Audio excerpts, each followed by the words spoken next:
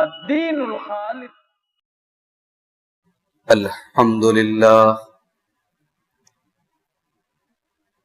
نحمده ونستعینه ونستغفره ونعوذ باللہ من شرور انفسنا ومن سیئات اعمالنا من يهده الله فلا مضل له ومن يضلل فلا هادي له واشهد ان لا اله الا الله وحده لا شريك له واشهد ان محمدا عبده ورسوله يا ايها الذين امنوا اتقوا الله حق تقاته ولا تموتن الا وانتم مسلمون يا ايها الناس اتقوا ربكم الذي خلقكم من نفس واحده وخلق منها زوجها وبث منهما رجالا كثيرا ونساء واتقوا الله الذي تساءلون به والأرحام إن الله كان عليكم رقيبا يا أيها الذين آمنوا اتقوا الله وقولوا قولا سديدا يصلح لكم أعمالكم ويغفر لكم ذنوبكم ومن يطع الله ورسوله فقد فاز فوزا عظيما أما بعد فإن خير الحديث كتاب الله وخير الهدي هدي محمد صلى الله عليه وسلم وشر الأمور محدثاتها وكل محدثة بدعة وكل بدعة ضلالة وكل ضلالة في النار. اعوذ باللہ من الشیطان الرجیم بسم اللہ الرحمن الرحیم وَلَقَدْ نَصَرَكُمُ اللَّهُ بِبَدْرٍ وَأَنْتُمْ أَذِلَّةٌ فَاتَّقُوا اللَّهَ لَعَلَّكُمْ تَشْكُرُونَ. محترم حاضرین، بزرگوں اور دوستوں، نوجوان ساتھیوں، مقامی جمعیت اہل حدیث مدن پورہ کی طرف سے طیب شاہ کی اس مسجد میں پچھلے کچھ عرصے سے سیرت النبی علی صاحبہا افضل الصلاۃ والسلام کے موضوع پر سلسلے وار گفتگو آپ سماعت فرما رہے ہیں، اور اسی سلسلے کی ایک کڑی کے تحت آج میں آپ کے سامنے حاضر ہوا ہوں. اللہ کے نبی صلی اللہ علیہ وسلم کی مدنی زندگی میں مدینہ جانے کے بعد کی جو آپ کی زندگی ہے، ہجرت کے بعد کی جو زندگی ہے، اس زندگی کا ایک بہت بڑا واقعہ، اتنا بڑا واقعہ کہ قرآن کریم نے اس واقعے کو یوم الفرقان قرار دیا. جنگ بدر جس دن ہوئی، اس دن کو قرآن نے یوم الفرقان کہا. فرقان کا مطلب ہوتا ہے حق اور باطل کے درمیان فرق کرنے والی چیز. گویا جنگ بدر نے فیصلہ کر دیا کہ حق پر کون ہے اور باطل پر کون ہے. ایک طرف 313 کا لشکر ہے، بے سر و سامان، 2 گھوڑے 70 اونٹ، یہ سواری تھی اس اسلامی قافلے کی. دوسری طرف 1000 کا لشکر جو جنگ کرنے کے مقصد سے پریپیئر ہو کر کے آیا ہے، ہتھیاروں سے لیس ہو کر کے آیا ہے. کوئی ریشیو نہیں ہے. 300 کے مقابلے میں 400 ہوتے تو چلو ایک مقابلہ ہے، یا 300 کے مقابلے میں 3 گنا زیادہ لشکر ہے. یعنی دنیاوی جنگوں کے اصول کے مطابق اگر دیکھا جائے تو یہ جنگ تو بنتی نہیں ہے، مقابلہ تو بنتا ہی نہیں ہے. پھر بھی مسلمان یہ جنگ جیت گئے. یہ اس غزوہ بدر کا بہت بڑا پہلو ہے. اسی لیے اللہ تعالیٰ نے جب مسلمانوں پر اپنی نعمتوں کو گنایا ہے قرآن میں، تو اپنی ان بڑی بڑی نعمتوں میں ایک نعمت غزوہ بدر کو بھی قرار دیا ہے. سورہ آل عمران کی جو آیت میں نے آپ کے سامنے پڑھی ہے، اس آیت میں اللہ تعالیٰ نے خاص طور سے غزوہ بدر کا ذکر کیا. وَلَقَدْ نَصَرَكُمُ اللَّهُ بِبَدْرٍ وَأَنْتُمْ أَذِلَّةٌ.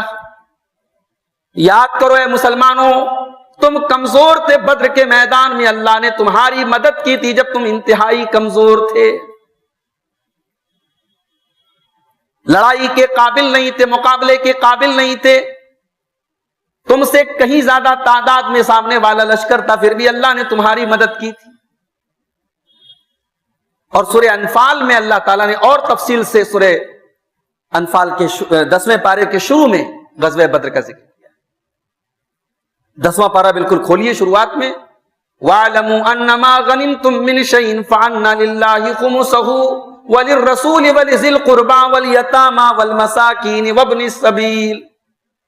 اے مسلمانوں جان لو، تم جنگوں کے اندر جو بھی مال غنیمت حاصل کرتے ہو وہ اللہ کے لیے، اس کے رسول کے لیے، وَلِذِي الْقُرْبَىٰ اور رسول کے اہل بیت کے لیے، ان کے قریبی لوگوں کے لیے، وَالْيَتَامَىٰ یتیموں کے لیے، وَالْمَسَاكِينِ غریبوں کے لیے، وَابْنِ السَّبِيلِ اور ضرورت مند مسافروں کے لیے. ان کنتم آمنتم باللہ، اگر تم اللہ تعالیٰ کے اوپر ایمان رکھتے ہو، وما انزلنا علی عبدنا یوم الفرقان یوم التقى الجمعان، اگر تم اللہ کے اوپر ایمان رکھتے ہو اور اللہ کی اس مدد کے اوپر ایمان رکھتے ہو، اللہ کی ان نشانیوں کے اوپر ایمان رکھتے ہو جو اللہ نے یوم الفرقان، فرقان کے دن، بدر کے دن اپنے بندے پر نازل کی. واللہ علی کل شیء قدیر، اللہ ہر شے پر قادر ہے.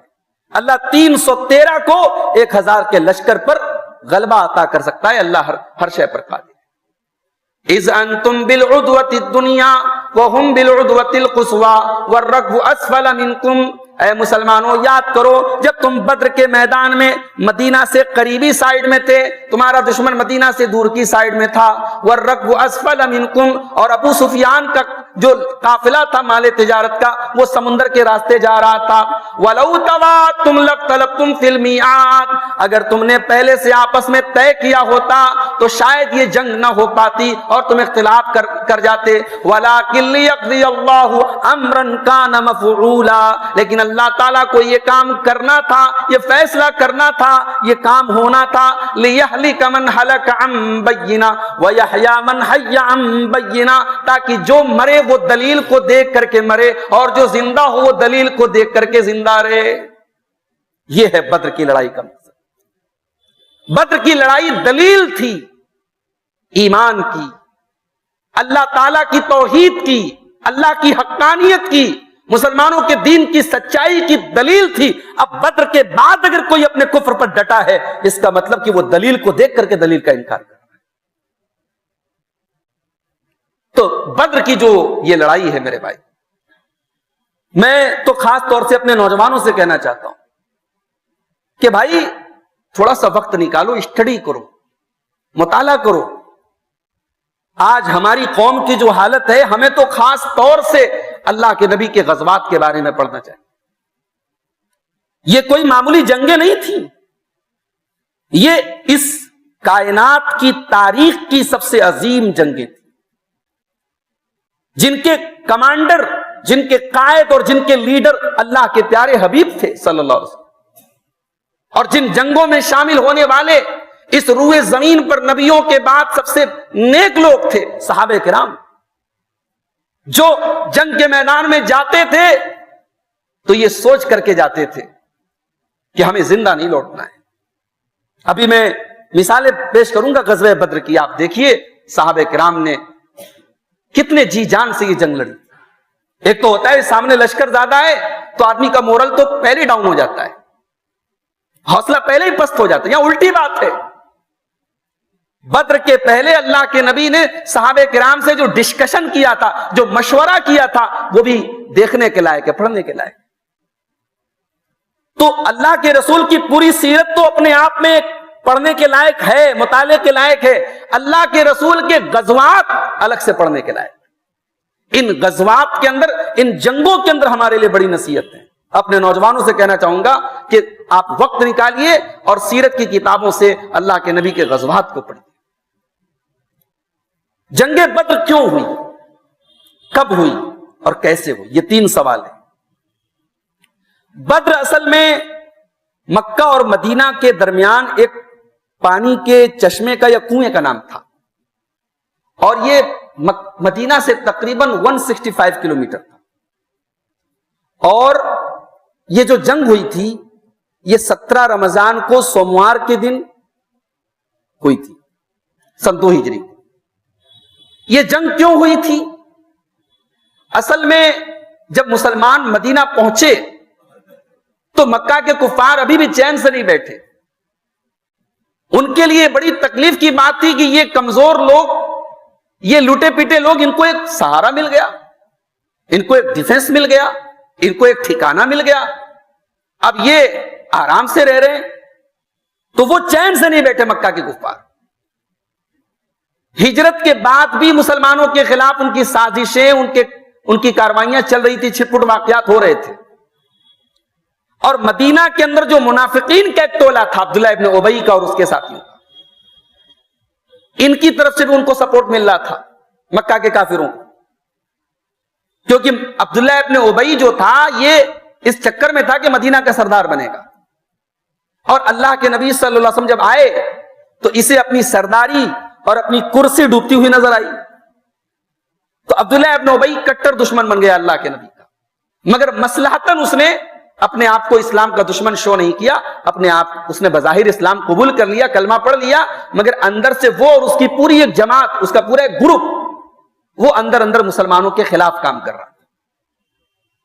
انہی حالات میں اللہ کے نبی کو پتا چلا کہ ایک مال تجارت سے لدا ہوا قافلہ ابو سفیان رضی اللہ تعالیٰ عنہ, ابھی مسلمان نہیں ہوئے تھے, ابھی کافر تھے, وہ لے کر کے ملک شام سے مدینہ مکہ آ رہے ہیں. اس زمانے میں مکہ سے شام کی تجارت ہوتی تھی, اور مکہ سے شام کے راستے میں مدینہ بھی پڑتا تھا, روٹ وہی تھا. اللہ کے نبی نے صحابہ کرام سے مشورہ کیا کہ ہمیں مکہ کے کافروں کو اکنامیکل کمزور کرنے کے لیے, ان کے اوپر اقتصادی حملہ کرنے کے لیے اس قافلے کے مال کو حاصل کرنا ضروری ہے. اب یہاں اگر کسی کو یہ لگتا ہے کہ صاحب یہ تو غلط ہے, ابو سفیان اگر اپنا قافلہ لے کے جا رہے تھے, تجارت کا قافلہ, تو اللہ کے نبی اور صحابہ کرام اس قافلے کو لینے کیوں جا رہے تھے؟ وہ ان کا مال تو نہیں تھا, یہ تو لوٹ مار ہو گئی, یہ تو چوری ہو گئی. ایسا نہیں ہے. مکہ کے مہاجرین جو مدینہ پہنچے تھے, ان کا مال, ان کا گھر بار, ان کی پراپرٹی تمام کی تمام ناجائز طریقے سے مکہ کے کافروں نے اپنے قبضے میں کی تھی. تو اس ظلم کا بدلہ لینے کے لیے, ان کو اکنامیکلی کمزور کرنے کے لیے اس قافلے کو حاصل کرنا اور اس پر قبضہ کرنا یہ کوئی غلط نہیں تھا. اللہ کے نبی صلی اللہ علیہ وسلم نے کسی جنگ کے ارادے سے نہیں, اس قافلے کے مال کو حاصل کرنے کے لیے صحابہ کرام کو لیا اپنے, اور مدینہ سے آپ نکلے. آپ کے ساتھ 310 سے زیادہ لوگ تھے. 313 کی گنتی مشہور ہے, لیکن ایگزیکٹ گنتی 313 حدیثوں میں نہیں ملتی ہے. عربی میں بضع کا لفظ آتا ہے جو 3 سے 9 تک بولا جاتا ہے, تو 310 سے لے کر کے 320 کے اندر یہ لوگ تھے. اس میں 240 سے زیادہ تو انصار تھے, مدینہ کے انصار, اور باقی مہاجرین تھے.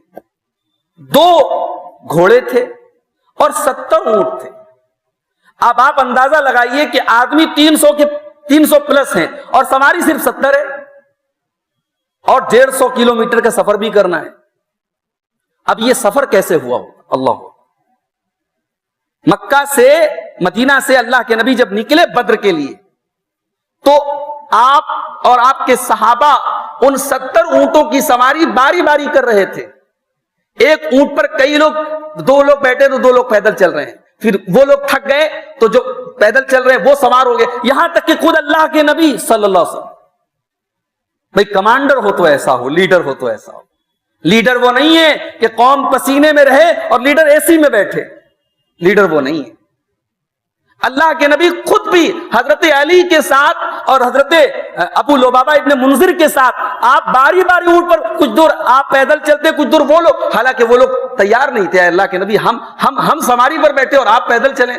تو اللہ کے نبی نے جواب دیا کہ ایسا تو نہیں تم مجھ سے زیادہ طاقتور ہو, بھئی تم میرے برابر ہو, ایسا نہیں کہ تمہارے اندر طاقت مجھ سے زیادہ ہے, میں کیوں اپنے اجر و ثواب سے محروم رہوں, تو ہم بھی باری باری چلیں گے. اللہ کے نبی بھی ان صحابہ کے ساتھ پیدل چل رہے تھے. اللہ.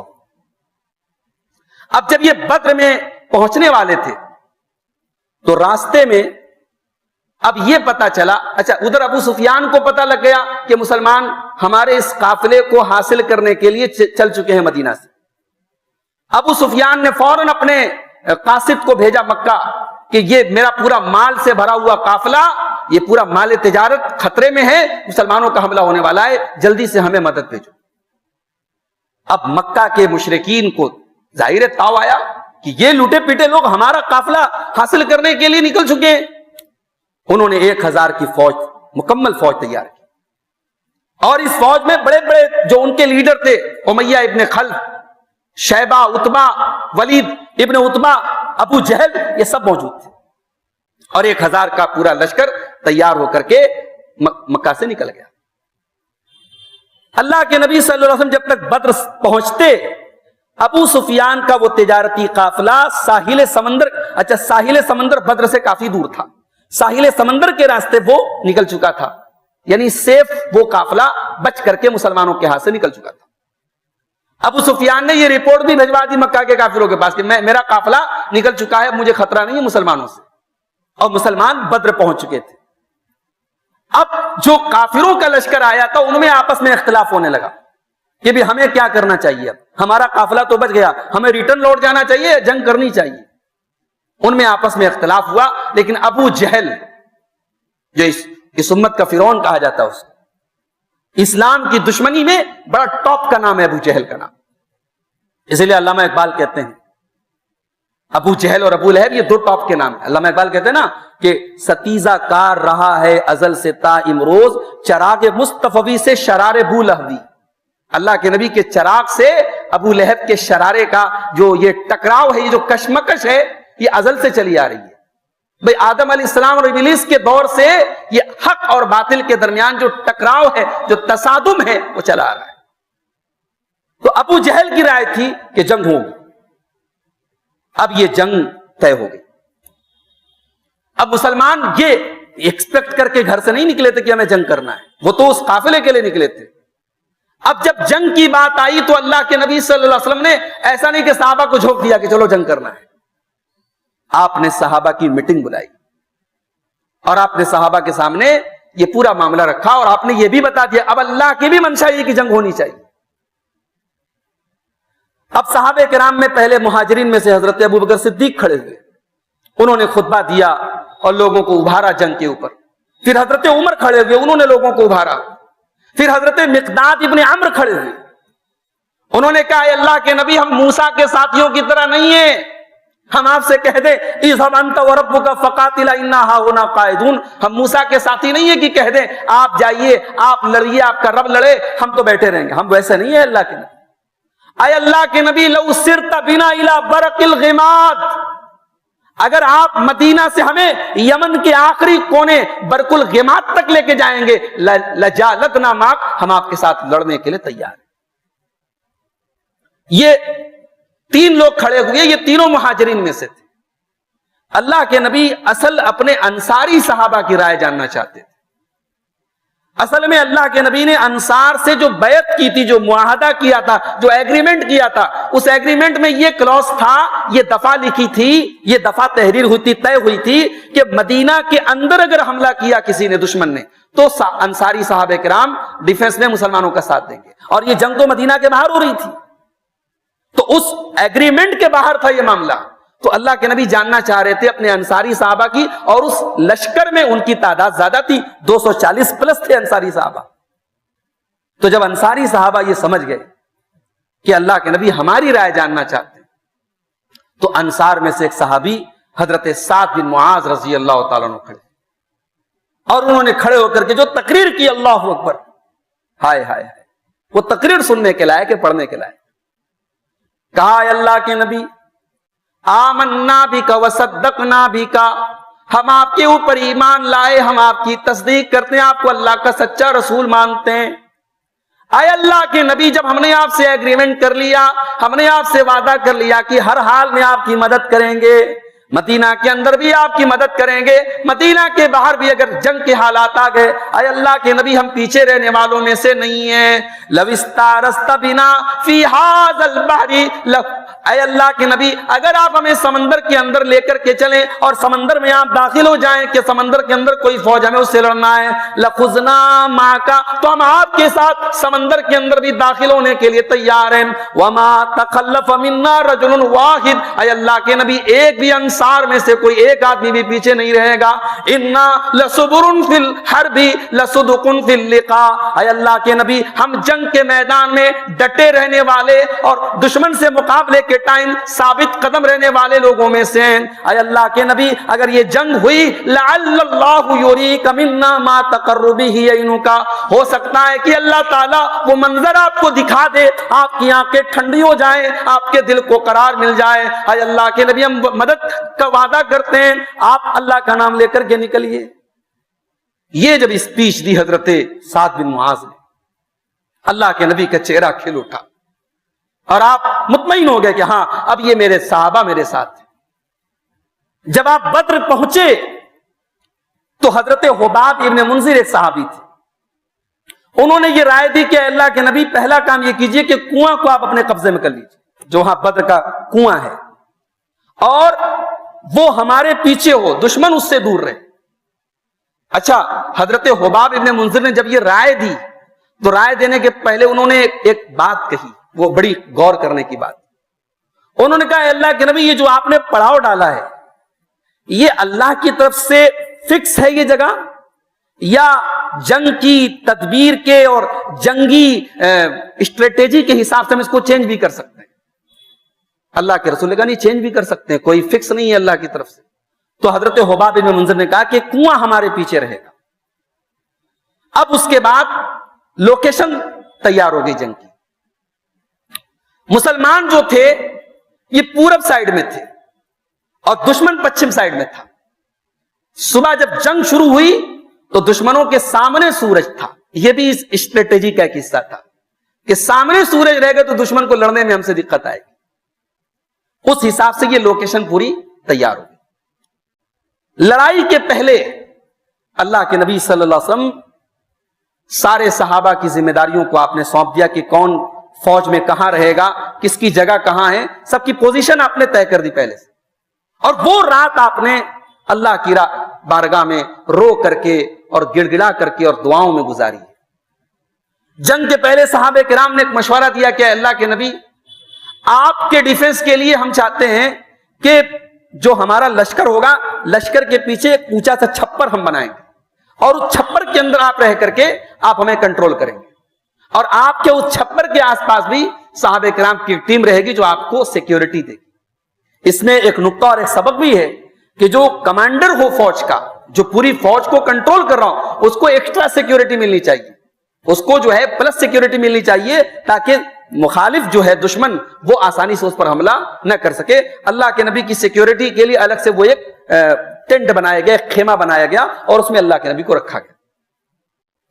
جنگ شروع ہونے کے پہلے فجر کی نماز پڑھائی اللہ کے نبی نے اور صحابہ کرام کو جنگ کے اوپر ابھارا، اور جنگ کے اوپر ابھارنے کے بعد آپ نے اللہ کی بارگاہ میں رونا شروع کیا، اور وہ جو دعا کے الفاظ ہیں میرے بھائی، وہ الفاظ پڑھو تو رونگٹے کھڑے ہو جاتے ہیں۔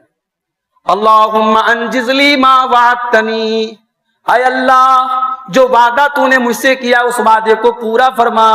اللہم ان تہلک ہذہ العصابۃ لا تعبد فی الارض، اے اللہ اگر یہ مٹھی بھر جماعت آج ہلاک ہو گئی، یہ 313 تیرے ماننے والے تیرے کلمہ کو اگر آج ہلاک ہو گئے، اے اللہ پھر روئے زمین پر تیری عبادت کرنے والا کوئی نہ ہوگا۔ یہ دعا کے الفاظ، وہ 313 اللہ کے نبی کے لیے کتنے قیمتی تھے میرے بھائی، کہ آپ یہ جملہ استعمال کر رہے کہ اللہ اگر یہ ختم ہو گئے تو پھر تیری عبادت کرنے والا کوئی نہیں، یہی میری پونجی ہے، یہی میرا کیپٹل ہے۔ اسی لیے صحابہ کرام میں جو مقام اصحاب بدر کا ہے وہ کسی کا نہیں۔ ایک مرتبہ حضرت جبریل آئے، یہ بخاری کی روایت ہے، حضرت جبریل نے اللہ کے نبی سے پوچھا کہ ما تعدون اہل بدر فیکم، اے اللہ کے نبی جو بدر میں جو صحابہ شامل ہوئے ان کا مقام کیا سمجھتے ہیں آپ؟ کہا من افضل المسلمین، اللہ کے رسول نے کہا من افضل المسلمین، ہم بدر میں شامل ہونے والے لوگوں کو سب سے بہتر مسلمان سمجھتے ہیں۔ تو حضرت جبریل نے کہا کہ بدر میں شامل ہونے والے فرشتوں کو بھی ہم سب سے بہترین فرشتہ سمجھتے ہیں۔ اللہ، اس جنگ میں جو فرشتے آئے تھے ان فرشتوں کا مقام بھی دوسرے صحابہ سے ممتاز تھا۔ یہ بدر کی لڑائی۔ اچھا، جنگ جب شروع ہوتی تھی اس زمانے میں ایک طریقہ تھا کہ پہلے انڈیویجول جنگ شروع ہوتی تھی، تو کفار قریش نے 3 لوگوں کو بھیجا، ایک عتبہ، ایک اس کا بھائی شیبہ اور ایک عتبہ کا بیٹا ولید۔ یہ 3 بڑے بڑے سردار تھے قریش کے، کفار کے۔ یہ تینوں آئے اور کہا کہ بھائی بھیجو ہمارے مقابلے میں۔ اللہ کے نبی صلی اللہ علیہ وسلم نے انصار میں سے 3 صحابہ کو بھیجا۔ تو اب ان لوگوں نے کہا بھائی یہ انصار کے لوگ ہمارے جوڑ کے نہیں ہیں، ہمارے بھائیوں کو بھیجو، ہمارے خاندان کے لوگوں کو بھیجو۔ قریش کے لوگ کہاں مر گئے، ہمارے خاندان کے لوگ کہاں چلے گئے، ہمارے مقابلے میں ہمارے لوگوں کو بھیجو، انصاریوں سے ہم نہیں لڑیں گے، یہ مدینہ کے لوگ ہیں، یہ ہمارے لیول کے نہیں، ہمارے مقابلے۔ اچھا یہ دیکھو، نسبی غرور بہت تھا ان کے اندر، وہ قریش کے لوگ اپنے برابر کسی کو سمجھتے نہیں، کہا یہ ہمارے مقابلے کے نہیں۔ اللہ کے نبی کہ چلو تمہاری یہ خواہش بھی پوری کر دیتے ہیں۔ آپ نے حضرت حمزہ کو بھیجا، حضرت علی کو بھیجا اور اپنے چچا زاد بھائی حضرت عبیدہ ابن حارث کو بھیجا۔ اب یہ عتبہ کے مقابلے میں حضرت حمزہ تھے اور شیبہ کے مقابلے میں حضرت علی تھے اور ولید کے مقابلے میں حضرت عبیدہ ابن حارث تھے۔ تینوں نے مقابلہ کیا، حضرت حمزہ نے عتبہ کا کام ختم کیا، حضرت علی نے شیبہ کا کام ختم کیا، اور عبیدہ ابن حارث اور ولید کے درمیان مقابلہ ہوا، دونوں نے ایک دوسرے پر حملہ کیا، اور اس کے پہلے کی حضرت عبیدہ کے اوپر وہ اور حملہ کرے، حضرت علی نے آگے بڑھ کر کے اس کا ولید کا بھی کام ختم کر دیا، لیکن حضرت عبیدہ زخمی ہو گئے، ان کو میدان جنگ کے باہر لے کے جایا گیا۔ اب اس کے بعد جنرل جنگ شروع ہو گئی، عام جنگ شروع ہو گئی۔ اب جب یہ جنگ شروع ہوئی تو اب قرآن کریم کی وہ آیتیں آپ اپنے سامنے رکھیے جس میں اللہ تعالیٰ نے جنگ کے دوران فرشتوں کے اترنے کا ذکر کیا ہے۔ اللہ تعالیٰ فرماتا ہے سورہ انفال کی آیت نمبر 9 میں، استستغیثون ربکم فاستجاب لکم انی ممدکم بألف من الملائکۃ مردفین۔ اے مسلمانوں یاد کرو جب تم اللہ تعالیٰ سے دعائیں کر رہے تھے، اللہ نے تمہاری مدد کرنے کے لیے فرشتوں کو بھیجا۔ 1000 فرشتے، تم 313 کی تعداد میں تھے، تمہاری مدد کرنے کے لیے آسمان سے 1000 فرشتوں کو اللہ تعالیٰ نے بھیجا۔ اچھا، جب یہ فرشتوں کے اترنے کی جب یہ آیت نازل ہوئی، اللہ کے نبی کو اطمینان ہو گیا۔ آپ میدان جنگ میں آئے اور آپ نے صحابہ سے کہا سیہزم الجمع ویولون الدبر، کہ اے میرے صحابہ یہ لشکر ان قریب شکست کھائے گا، یہ کافروں کا لشکر، اور یہ پیٹ پھیر کر کے بھاگے گا۔ اور آپ نے اپنی مٹھی میں کنکریاں اٹھائیں اور کنکری کو اٹھا کر کے آپ نے کفار کے لشکر کی طرف پھینکا۔ اب ظاہر ہے ایک مٹھی آپ نے کنکری پھینکی، وہ کنکری کتنی دور تک جائے گی، لیکن اللہ تعالیٰ قرآن میں کہتا ہے وما رمیت اذ رمیت ولکن اللہ رما۔ اے نبی جب آپ نے وہ کنکری پھینکی تھی، آپ نے نہیں پھینکی تھی، آپ نے صرف اپنی ہتھیلی سے پھینکی تھی، اپنی مٹھی سے۔ اس کنکری کو ہر کافر کی آنکھوں تک اور اس کے چہرے تک پہنچا کر کے ذلیل کرنے کا کام اللہ نے کیا۔ اے نبی وہ کنکری آپ نے نہیں، اللہ نے پھینکی تھی۔ اس کے بعد جب یہ جنگ شروع ہوئی اور فرشتوں کا جب لشکر اترا تو اللہ قرآن میں کہتا ہے وما جعلہ اللہ الا بشرا ولتطمئن بہ قلوبکم۔ اے مسلمانوں ہم نے فرشتوں کو اس لیے بھیجا تاکہ تم خوش ہو جاؤ اور تمہارے دلوں کو اطمینان مل جائے۔ بھئی یہ بھی اللہ تعالیٰ کا ایک نظام ہے۔ اللہ تعالیٰ چاہتا تو جنگ ہوتی ہی نہ، کفار کے سر اپنے آپ کٹ جاتے، تلواریں اپنے آپ چلنے لگتی، مگر اللہ تعالیٰ کی جو مدد آتی ہے نا وہ بھی اسباب کے ذریعے آتی ہے، اسباب کے ذریعے آتی ہے۔ بھئی حضرت جبریل علیہ السلام کے پر میں اتنی طاقت ہے، وہ اپنا پر مار دے تو سارا دشمن جل کے راکھ ہو جائے، مگر یہاں باقاعدہ فرشتے اتر کر انسانوں کی طرح لڑ رہے ہیں۔ یہ اللہ تعالیٰ کے نظام کا ایک حصہ ہے۔ اللہ تعالیٰ کی مدد بھی اترتی ہے تو اسباب کی شکل میں اترتی ہے۔ اور جنگ بدر سے ایک سبق ہمیں یہ بھی ملتا ہے، اللہ کی مدد ضرور آئے گی مگر ہاتھ پر ہاتھ دھر کے بیٹھنے سے نہیں آئے گی. یہ جنگ ہوئی, صحابہ کرام گئے, 14 صحابہ کرام شہید بھی ہوئے, مقابلہ ہوا, جان و مال کی قربانی پیش کی گئی, اور اس کے بعد اللہ کی طرف سے فرشتے آئے. یہ نہیں, اللہ نے یہ نہیں کہا مسلمانوں تم سائیڈ ہو جاؤ, ہمارے فرشتے آ رہے ہیں لڑیں گے, نہیں, یہ نہیں, یہ اللہ کا نظام نہیں, اللہ کا قانون یہ نہیں. تو فرشتے اتر کر کے مسلمانوں کی مدد کرتے ہیں. آگے اللہ نے فرمایا اذ یوحی ربک الی الملائکۃ انی معکم فثبتوا الذین آمنوا سألقی فی قلوب الذین کفروا الرعب فاضربوا فوق الاعناق واضربوا منهم کل بنان.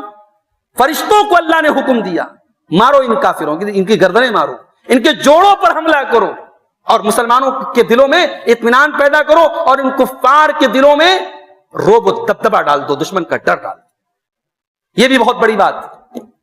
غزوہ بدر کے پہلے جو رات تھی اس رات بارش ہوئی تھی, اور وہ جو بارش ہوئی اللہ نے کہا امانتن, وہ بارش تمہارے دلوں کو اطمینان دینے کے لیے, تمہارے دلوں کو سکون دینے کے لیے اتری تھی, اور دشمن کے لیے وہ کمزوری کا سبب بن کر کے اتری تھی. تو اصل چیز جو ہوتی ہے نا وہ انسان کا حوصلہ ہوتا ہے. تعداد, دشمن کی تعداد چاہے ہم سے زیادہ ہو, اگر ہمارا حوصلہ مضبوط ہے تو ہم جنگ جیت سکتے ہیں, اور دشمن کی تعداد ہم سے کم ہو اور ہمارا حوصلہ پہلے پست ہو تو ہم جیتی جنگ ہار سکتے ہیں. بدر کی لڑائی میں یہ چیز بھی ہمیں دیکھنے کو ملتی ہے کہ اللہ فرشتوں سے کہہ رہا ہے کہ ہمارے ایمان والے بندوں کے دلوں میں اطمینان پیدا کرو اور کافروں کے دل میں روب و دبدبہ ڈالو. اچھا, اس جنگ میں شیطان بھی شامل تھا. اسی سورہ انفال میں آگے اللہ نے کہا کہ شیطان بھی شامل تھا, اور شیطان کافروں سے کہہ رہا تھا میں تمہارے ساتھ ہوں, اور جب دیکھا کہ جنگ کا پانسا پلٹ رہا ہے تو بھاگا, ایڑیوں کے بل بھاگا, پیچھے پلٹ کے بھاگا اور کہا کہ میں تم سے بری ہوں, برات کا اظہار کرتا ہوں. تو شیطان کی دوستی نہ آخرت میں کام آئے گی نہ دنیا میں کام آئے گی. دنیا میں بھی شیطان ذلیل ہی کرتا ہے. شیطان کا ساتھ دینے والا اور شیطان کے راستے پہ چلنے والا دنیا میں بھی ذلیل ہوتا ہے. جنگ بدر میں شیطان نے سپورٹ کا ساتھ دیا, وعدہ کیا تھا, مدد کا وعدہ کیا تھا, لیکن چھوڑ کر کے کافروں کو بھاگ گیا. اس جنگ کا نتیجہ کیا نکلا؟ 70 مشرکین شہید, 70 مشرکین مارے گئے اور 14 صحابہ کرام شہید. اور ان 70 مشرکین میں قریش کے بڑے بڑے سردار تھے, جیسا کہ میں نے کہا ابو جہل. اچھا, ابو جہل کو کس نے مارا تھا؟ 2 بچوں کا نام آتا ہے, معاذ اور معوذ, 2 بچوں. ہمارے یہاں آج کل بچوں کے نام رکھنے کا بھی بڑا مسئلہ ہے. کل ایک رشتہ دار کے یہاں میں گیا تو چھوٹی بچی آئی, میں نے پوچھا اس کا نام کیا؟ بولے انائزہ نام. بھئی ہم لوگ 10 سال جامعہ سلفیہ میں پڑھے, ہم لوگ جو عربی زبان پڑھے اس میں انائزہ کوئی لفظ ہی نہیں بنتا ہے. میں نے پوچھا یہ نام کہاں سے آپ نے رکھا؟ بولے انٹرنیٹ سے رکھا ہے. صحابہ کرام کے نام ہیں, صحابیات کے نام ہیں. بچوں کے نام اگر آپ صحابہ اور صحابیات کے نام پہ رکھیں تو ہو سکتا ہے نام کا اثر پڑتا ہے انسان کی سیرت پر, ضروری تو نہیں ہے لیکن پڑتا ہے اثر. تو یہ بہترین نام ہے معاذ اور معوذ. یہ 2 بیچارے بچے تھے, 12-13 سال کے بچے تھے. حالانکہ اللہ کے نبی نے منع کیا تھا بچوں کو جنگ میں جانے سے, آپ نے منع کیا تھا, مگر یہ ضد کر کے شامل ہوئے تھے. اور یہ طاق میں تھے ابو جہل کے, کیونکہ ان کو کسی نے بتایا تھا کہ یہ اللہ کے نبی کو گالیاں دیتا تھا, برا بلا کہتا تھا. اور ان دونوں نے حملہ کیا, اور ابو جہل جو بڑا متکبر اور بڑا گھمنڈی اور اس امت کا فرعون تھا, اسے اللہ تعالیٰ نے ان 2 بچوں کے ذریعے اس کو جو ہے جنگ کے میدان میں, جنگ بدر کے میدان میں گرایا اور اس کا کام ختم کیا حضرت عبد الرحمن ابن عوف رضی اللہ تعالیٰ. اسی طریقے سے امیہ ابن خلف جس نے حضرت بلال کو تپتی ریتوں پہ لٹا کے ان پر ظلم و ستم کیا تھا, بلال نے اپنے ہاتھوں سے امیہ ابن خلف کو مارا تھا, اور بلال کے کلیجے کو آج ٹھنڈک ملی تھی. تو بدر کی لڑائی میں ان مظلوم صحابہ کرام کے آج آنسو ایک طریقے سے بدر کی لڑائی میں پہنچے تھے. ان کے دلوں کو سکون پہنچایا تھا بدر کی لڑائی نے. ان 70 صنادید قریش کے بڑے بڑے سردار آج واصل جہنم ہوئے تھے اور سب ختم ہوئے تھے. اور 14 صحابہ کرام شہید ہوئے تھے جن کی جنازے کی نماز آپ نے پڑھائی اور وہیں ان کو دفن کیا. آج بھی آپ جب بدر جائیں گے تو وہاں شہدائے بدر کی قبریں آپ کو نظر آ جائیں. اور یہ جو 70 کفار مرے تھے ان کو اللہ کے نبی نے کنویں کے اندر ڈلوا دیا, اور 3 دن تک آپ بدر میں ٹھہرے رہے. اور جب آپ وہاں سے جانے لگے تو اس کنویں کے پاس آپ گئے اور آپ نے نام لے لے کر کے کہا کہ اے فلاں اے فلاں اے فلاں. ہم نے تو اللہ سے، اللہ نے ہم سے جو وعدہ کیا تھا ہم نے تو دیکھ لیا، اللہ کا وعدہ سچا تھا، تم سے اللہ نے جو وعدہ کیا تم بھی دیکھ لو، جو عذاب کفر کی وجہ سے اور اللہ اور اس کے رسول کی نافرمانیوں کی وجہ سے جس عذاب کا وعدہ ہے وہ عذاب بھی تم دیکھ لو گے۔ ہم نے تو اللہ کی مدد دیکھ لی۔ اچھا، بدر کے پہلے اللہ کے نبی نے باقاعدہ لوکیشن بتا دی تھی کہ فلاں یہاں مرے گا، فلاں یہاں مرے گا، فلاں یہاں مرے گا، اور جس کا نام لے لے کر کے آپ نے جہاں لوکیشن بتائی تھی وہ وہی مرا تھا بدر کے میدان۔ اس کے بعد اب یہ جو قیدی ہاتھ لگے تھے 70 لوگ تو مارے گئے اور کافی قیدی بھی ہاتھ لگے تھے، کچھ تو میدان چھوڑ کے بھاگ گئے، بہت سارے قیدی بھی تھے۔ اب ان قیدیوں کا کیا کیا جائے؟ اللہ کے نبی صلی اللہ علیہ وسلم پھر صحابہ کرام سے میٹنگ کی، مشورہ کی۔ اچھا، اللہ کے نبی مشورہ کر رہے ہیں، ہمارے یہاں بڑا مسئلہ ہے صاحب، چھوٹے چھوٹے کاموں میں ہم مشورے نہیں کرتے، ڈکٹیٹرشپ چلتی ہے ہمارے یہاں۔ مجھے کہنے کی اجازت دیجیے، آج گھروں کا نظام برباد ہوا ہے ہماری اس ڈکٹیٹرشپ کی وجہ سے۔ کتنے گھروں میں باپ کی ڈکٹیٹرشپ سے بچے خراب ہو رہے ہیں، کتنے گھروں میں ساس کی ڈکٹیٹرشپ سے بہوؤں کا معاملہ خراب ہو رہا ہے۔ مسائل ڈکٹیٹرشپ سے حل نہیں ہوتے، مسائل تاناشاہی سے حل نہیں ہوتے، مسائل مشورے سے حل ہوتے۔ جنگ کا معاملہ ہے، اللہ کے نبی سے زیادہ جینیس کون تھا صحابہ کرام میں؟ مگر اللہ کے نبی قدم قدم پر صحابہ کرام سے مشورہ کر رہے ہیں، ان کے مشورے قبول کر رہے ہیں۔ بھئی حباب ابن منذر نے مشورہ دیا کہ ہم کنویں کو اپنے قبضے میں کر لیں، کنویں کو پیچھے کر لیں، اللہ کے نبی نے فوراً ان کے مشورے کو قبول کیا۔ تو ڈکٹیٹرشپ نہیں تھی۔ اللہ نے قرآن میں اپنے نبی سے کہا وَشَاوِرْهُمْ فِي الْأَمْرِ، اے نبی آپ صحابہ کرام سے مشورہ کیجیے۔ آج ہمارے یہاں بڑا مسئلہ ہے میرے بھائی، آج ہم چیزوں کو ضد کے ساتھ، انانیت کے ساتھ، ڈکٹیٹرشپ کے ساتھ چلانا چاہتے، نہیں چل سکتی چیزیں۔ ڈکٹیٹرشپ کے ساتھ آپ لوگوں کا دل کبھی نہیں جیت سکتے، لوگوں کا دل محبت، پیار اور مشورے سے ہی جیتا جا سکتا ہے۔ آپ نے مشورہ کیا صحابہ کرام سے کیا کیا جائے؟ حضرت ابو بکر صدیق رضی اللہ تعالیٰ نرم مزاج آدمی تھے، انہوں نے کہا اللہ کے نبی میری رائے یہ ہے کہ یہ سب اپنے خاندان کے لوگ ہیں، اپنے قبیلے کے لوگ ہیں، اب جو مر گئے مقابلے میں جو بچ گئے ان کو پیسہ ویسا لے کے چھوڑ دیا جائے، فدیہ لے کے چھوڑ دیا جائے۔ یہ حضرت ابو بکر کی رائے تھی۔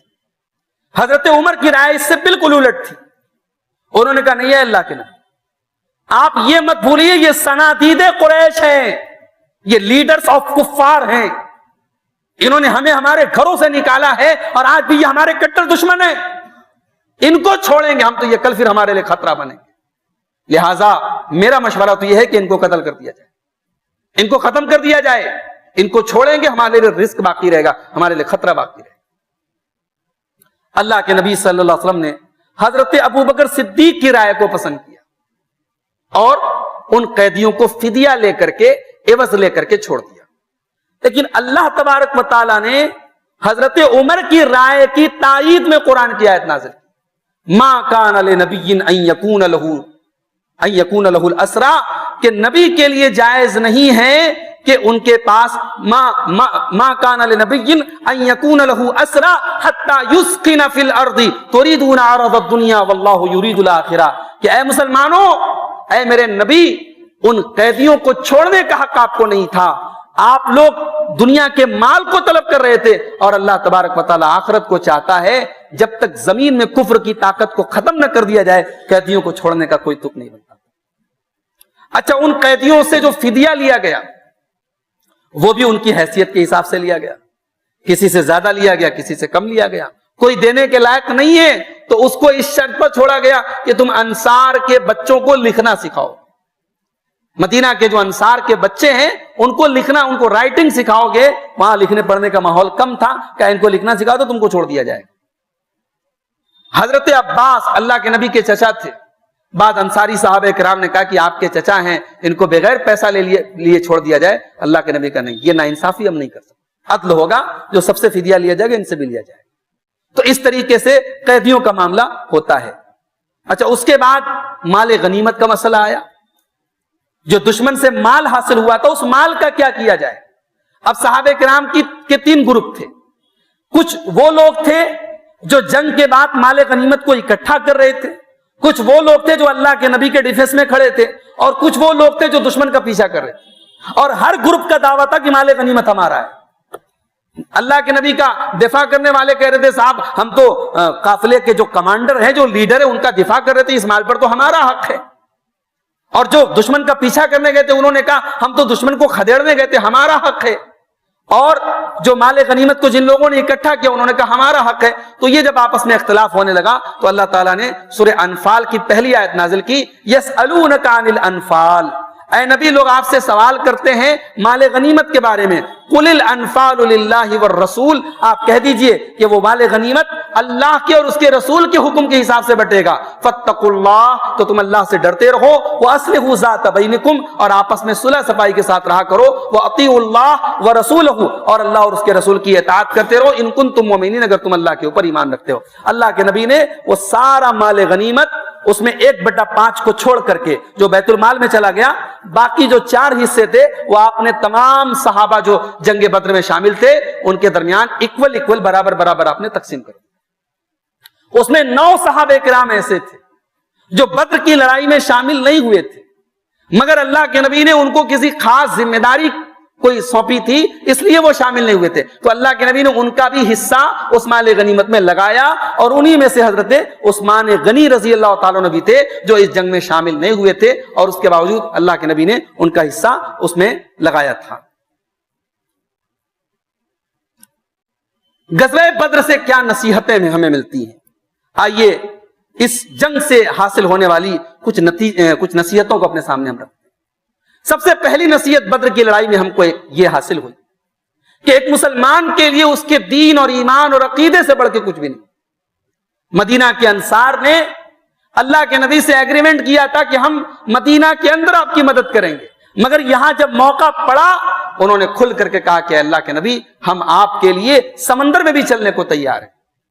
اپنی جان کی بازی لگا دی. اور کتنے اس میں ایک انصاری صحابی تھے حضرت ربیع ابن حارث, انہوں نے تو ان کے جسم پر جب وہ شہید ہوئے تو 70 سے زیادہ زخم تھے. وہ یہ کہہ کر کے میدان جنگ میں داخل ہوئے کہ اب ہمیں زندہ نہیں رہنا ہے. تو انصاری صحابہ کرام نے خاص طور سے بدر کے میدان میں یہ دکھایا کہ وہ اپنے نبی سے کتنی محبت کرتے ہیں اور اپنے دین اور عقیدے کے لیے وہ کچھ بھی کر سکتے ہیں. بدر کی لڑائی سے ایک سبق ہمیں یہ بھی ملتا ہے کہ یہ جو اصحاب بدر تھے ان کی فضیلت ہمیں معلوم ہوتی. اللہ کے نبی فرماتے ہیں لعل اللہ اطلع علی اہل بدر فقال اعملوا ما شئتم فقد غفرت لكم. اللہ تعالیٰ نے اہل بدر کی طرف جھانکا اور فرمایا کہ اے اہل بدر میں نے تم کو معاف کر دیا, تم جو چاہے کرو. یہ اصحاب بدر کی فضیلت تھی. اسی طریقے سے بدر کی لڑائی میں ہمیں ایک سبق یہ بھی ملا کہ اسباب کو اختیار کرنا یہ بھی توکل کا ایک حصہ ہے. اللہ کے نبی نے اللہ کی ذات پر بھروسہ کیا, رات بھر دعا کرتے رہے, مگر آپ نے پوری اسٹریٹجی تیار کی, پوری پوزیشن فوج کی تیار کی, آپ صحابہ کرام کو لے کر کے گئے, آپ نے جنگ لڑی. تو اسباب کو اختیار کرنا یہ بھی اللہ کے اوپر توکل کا ایک حصہ ہے. اللہ کے نبی صلی اللہ علیہ وسلم نے بدر کی لڑائی میں 2 صحابی آپ کے پاس آئے, کہا کہ اللہ کے نبی ہمیں دشمنوں نے اریسٹ کر لیا تھا اور ہم نے جان بچانے کے لیے یہ وعدہ کیا کہ ہم مسلمانوں کا ساتھ نہیں دیں گے, صرف جان بچانے کے لیے, لیکن ہم جان رہے ہیں کہ سچویشن بہت نازک ہے اور مسلمانوں کو ہماری مدد کی ضرورت ہے, تو اے اللہ کے نبی ہم اس لڑائی میں شامل ہونا چاہتے ہیں. آپ نے کہا نہیں, ہم نے وعدہ کر لیا, اب وعدہ کی وعدہ خلافی نہیں کر سکتے. جنگ کے میدان میں 313 کی معمولی تعداد آپ کے پاس ہے اور ایک ایک صحابی قیمتی ہے آپ کے لیے, پھر بھی آپ نے وعدہ خلافی نہیں.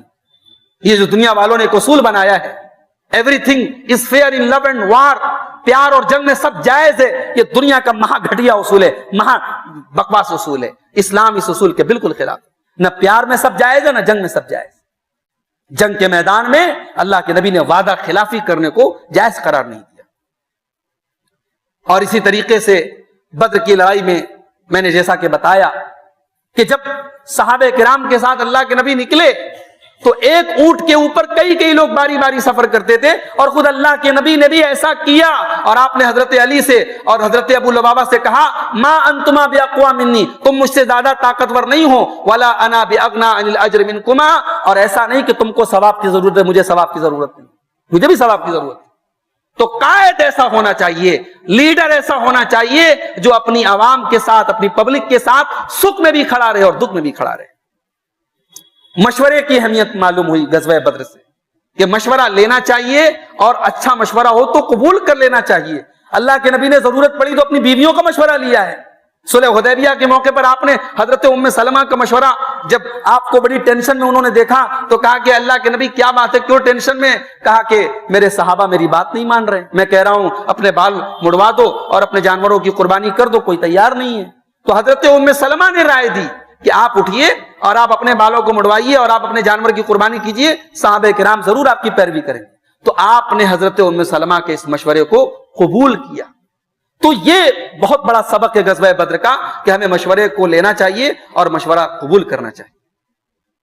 ایک سبق یہ بھی ملا کہ اللہ کی راہ میں شہادت جو ہوتی ہے یہ بہت بلند مقام ہے, یہ انسان کو جنت میں لے کے جانے والی چیز. بدر کی لڑائی کے پہلے اللہ کے نبی نے کھڑے ہو کے جو اسپیچ دی تھی اس میں آپ نے کہا تھا قوموا الی جنت عرضها السماوات والارض, اے میرے صحابہ کھڑے ہو جاؤ اور چلو اس جنت کی طرف جس جنت کی چوڑائی آسمان اور زمین کے برابر ہے.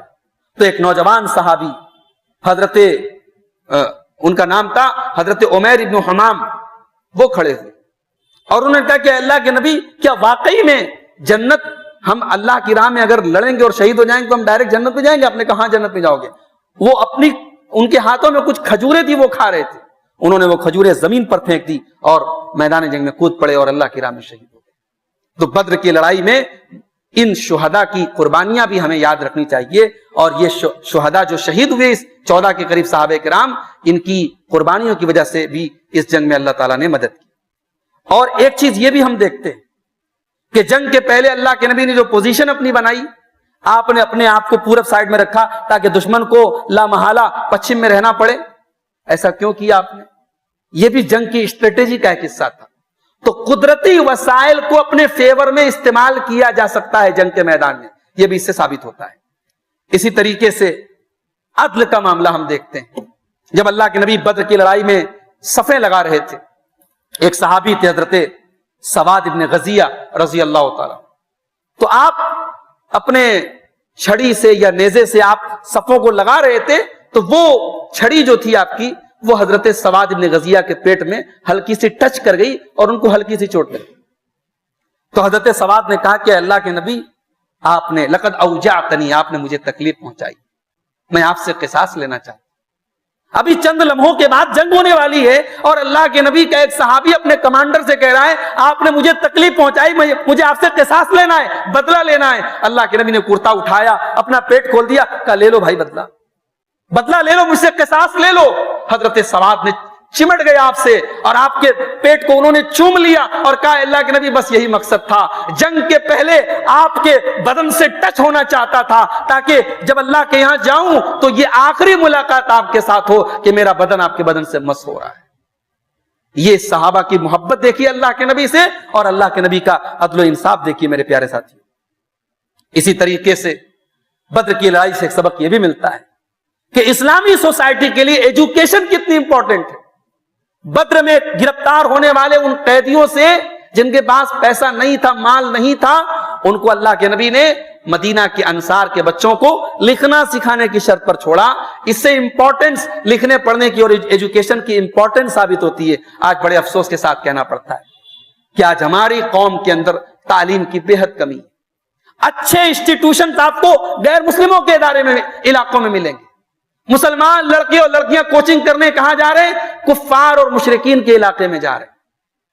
جو آج ہم لوگ بولتے ہیں نا لڑکیاں ہماری مرتد کیوں ہو رہی ہیں, بھئی آپ کے پاس ڈھنگ کے اسکول نہیں ہیں, آپ کے پاس ڈھنگ کے کالجز نہیں ہیں, تو آپ کے بچے جب اس کلچر میں جائیں گے جہاں اسلام نام کی, ایمان نام کی, توحید نام کی کوئی چیز نہیں ہے, اور انہی لڑکے لڑکیوں کے ساتھ اٹھنا بیٹھنا چلنا پھرنا سب ہو رہا ہے. اور پھر لڑکیوں کو ہمارے یہاں ویسے بھی گھر میں دین سکھانے والا کون ہے؟ ہمارے یہاں ماؤں کا بھی وہی حال ہے. اب کی جو مائیں ہیں موبائل والی ہیں, سوشل میڈیا والی ہیں. اب کے جو باپ ہیں وہ کاروبار والے ہیں, نہ باپ کے پاس بچوں کی تربیت کے لیے ٹائم ہے, نہ ماں کے پاس بچوں کی تربیت کے لیے ٹائم. تو یہ لڑکیاں اگر مرتد ہو رہی ہیں تو اس میں کہیں نہ کہیں میرے بھائیوں ہمارا یہ جو ماحول ہے وہ ذمہ دار ہے کہ ہمارے علاقوں میں تعلیمی اداروں کی بے حد کمی ہے. تو تعلیم پر ہم فوکس کریں. غزوہ بدر کا ایک سبق ہمیں یہ بھی ملتا ہے. اور ایک آخری چیز یہ ہے میرے بھائیوں کہ بدر کی جو یہ لڑائی ہوئی اس میں اللہ تعالیٰ کی طرف سے مدد آئی. یہ بہت بڑا سبق ہے کہ مدد اللہ کی طرف سے آتی ہے, ہمارے آپ کے بس کی بات نہیں ہے. انسان کو کبھی اپنے قوت بازو پر نہیں اکڑنا چاہیے, کسی طاقتور کو اپنی طاقت پر نہیں اکڑنا چاہیے, کسی ظالم کو اپنے ظلم کرتے وقت اپنی طاقت پر نہیں اکڑنا چاہیے. اللہ کا قانون رہا ہے, اللہ جب اپنی مدد اتارتا ہے تو حضرت موسیٰ کی ایک معمولی سی لاٹھی اژدہا بن جاتی. لاٹھی دنیا میں ہزاروں لاکھوں لاٹھیاں ہیں, مگر وہی لاٹھی جب اللہ حکم دیتا ہے کہ اے موسیٰ پانی پر مارو تو پانی میں راستہ بن جاتا ہے. تو کم من فئۃ قلیلۃ غلبت فئۃ کثیرۃ باذن اللہ, جب اللہ کی مدد آتی ہے تو چھوٹے چھوٹے لشکر بڑے بڑے لشکروں پر غالب آ جاتے ہیں. اسی لیے اللہ تعالیٰ نے جب جنگ بدر کا ذکر کیا فرمایا کہ ومن نصر الا من عند اللہ, ومن نصر الا من عند اللہ, کہ مدد تو حقیقت میں اللہ کی طرف سے آتی ہے. ان اللہ عزیز حکیم, اللہ تعالیٰ بہت طاقتور ہے, حکمت والا ہے.